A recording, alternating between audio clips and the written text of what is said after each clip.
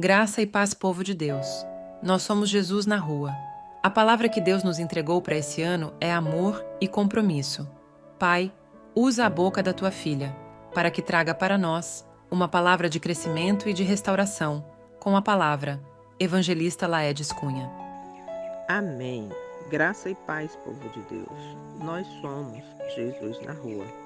A nossa meditação hoje é no capítulo 6 do profeta Daniel, que tem como título Daniel na cova dos leões.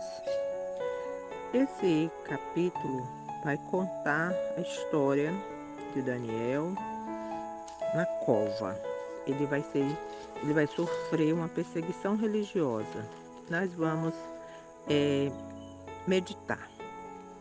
Pareceu bem a Dário constituir sobre o reino a 120 presidentes que estivessem sobre todo o reino, e sobre ele 3 príncipes, dos quais Daniel era um dos quais esses presidentes dessem conta, para que o reino não sofresse dano. Então, mesmo Daniel se distinguia desses príncipes e presidentes, porque nele havia um espírito excelente, e o rei pensava constituí-lo sobre todo o reino. Então, aqui a gente vai imaginar quem era Daniel. Daniel, ele era excelente, porque havia nele um espírito excelente. Então, ele fazia parte, como a gente já viu nos outros estudos, Daniel, ele foi um dos cativos, ele foi cativo para a Babilônia e ele estava na Babilônia. Ele já tinha passado pelo reinado de Nabucodonosor e agora, nesse momento aqui, do capítulo 6, nessa parte histórica do livro, nós vamos entender aqui que ele estava sobre o governo, um outro governo, e esse governante se chamava Dário, e o reino era dividido, tinham os presidentes, e Daniel estava se destacando. Então, o que aconteceu? Olha só.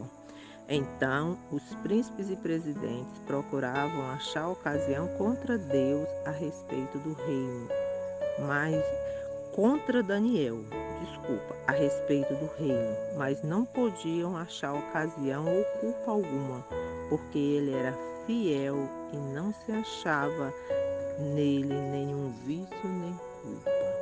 Então aqui nós vemos que Daniel, ele era fiel e não havia nele nem vício e nem culpa. Então, e aí, o que vamos fazer contra Daniel? Então estes homens disseram: nunca acharemos ocasião alguma contra este Daniel, se não a procurarmos contra ele na lei do seu Deus. Olha só. Ele era fiel, não tinha vício, não tinha culpa, mas eles queriam atribuir-lhe um crime, uma acusação. E eles chegaram à conclusão de que tinham que procurar na lei do seu Deus. Então, o que é que eles fazem? Eles foram ao rei e disseram ao rei: ó rei Dário, vive eternamente.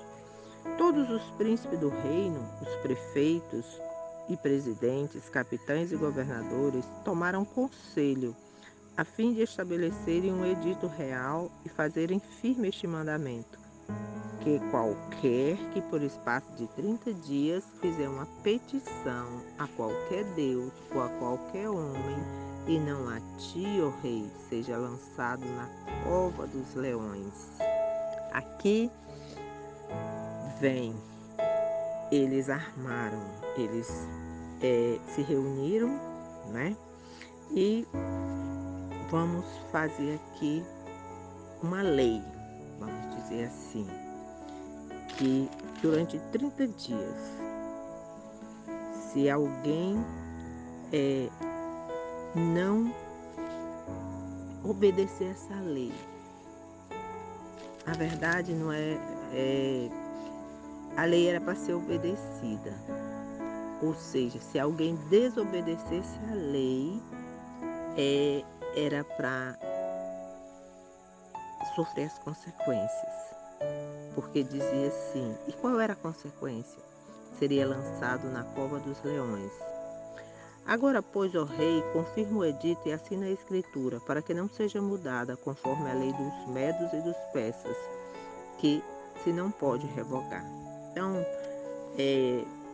uma lei, ela é criada para ser cumprida. Agora, a lei, ela não pode se revogar por qualquer motivo. Então, para que revogue uma lei antiga, tem que vir uma nova para substituir aquela.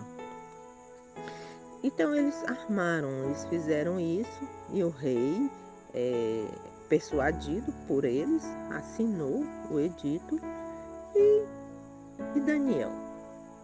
Daniel, quando soube disso, porque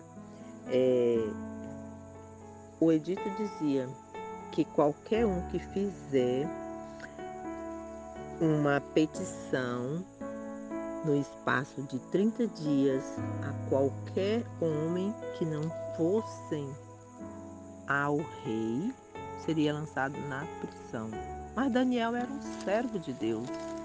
Ele ouviu aquilo e ele foi para sua casa.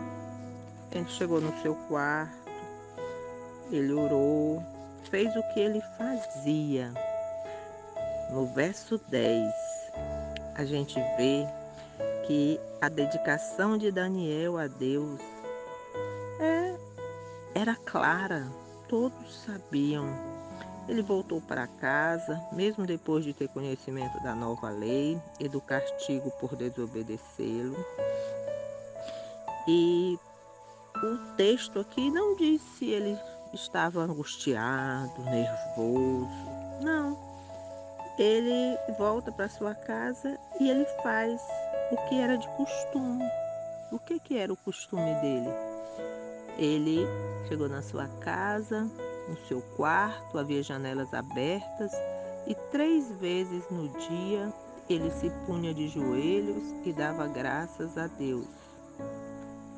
Dava graças diante do seu Deus, como também antes costumava fazer. Então, ele tinha esse costume. E esse costume aqui, a gente pode imaginar que pode ter sido dos seus pais que ensinaram esse costume para ele. Esse princípio, na verdade, para a sua vida, ele pode ter aprendido na sua casa, na sua família.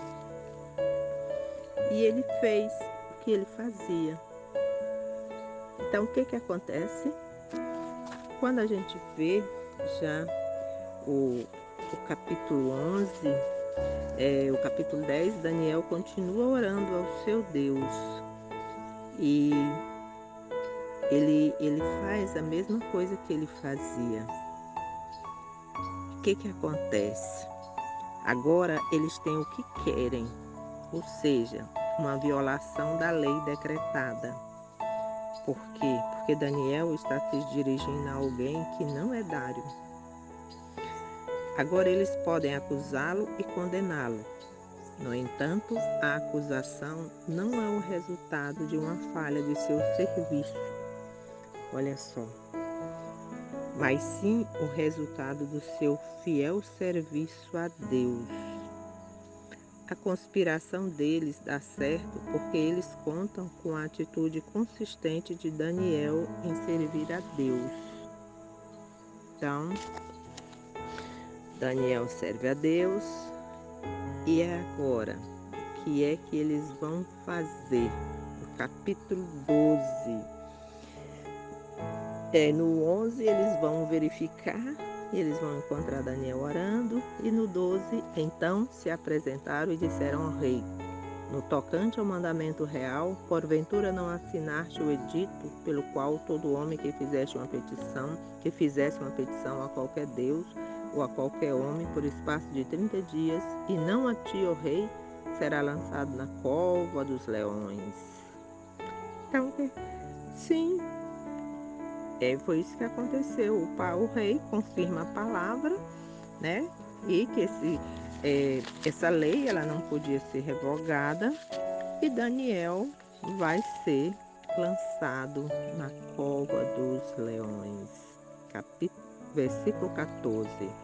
Então, ouvindo então o rei, o negócio ficou muito penalizado a favor de Daniel e propôs dentro do seu coração livrá-lo até o pôr do sol. Trabalhou para salvá-lo.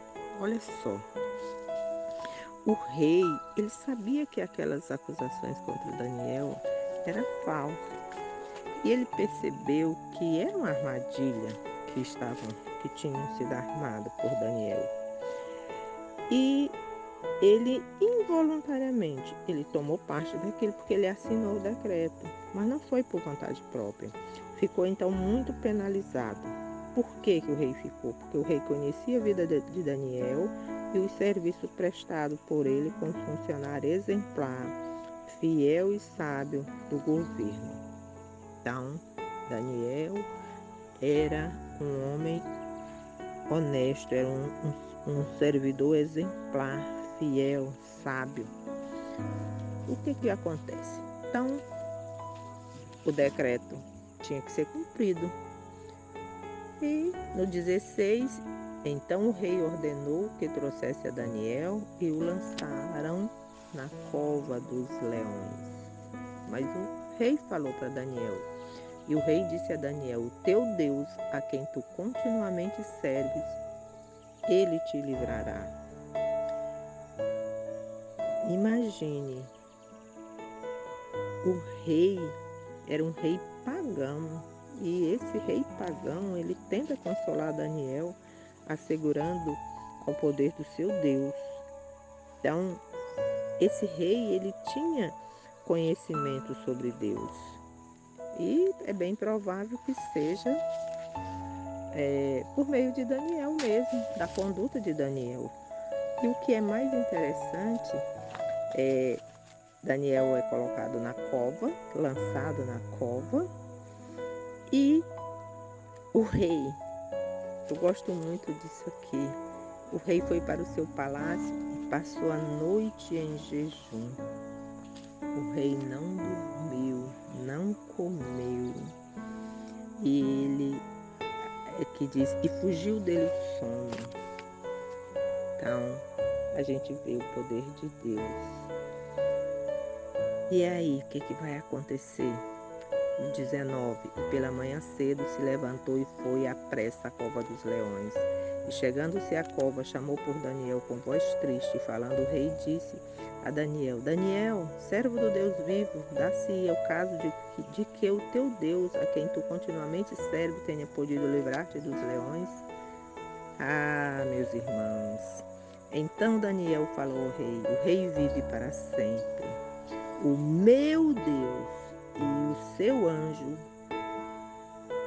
o meu Deus enviou o seu anjo e fechou a boca dos leões para que não me fizesse dano, porque foi achada em mim inocência diante de mim e também contra ti, ó rei, não tenho cometido delito algum. Meus irmãos, que tremendo. Daniel vai sair da cova, vai ser tirado da cova sem nenhum dano, porque ele crera no seu Deus.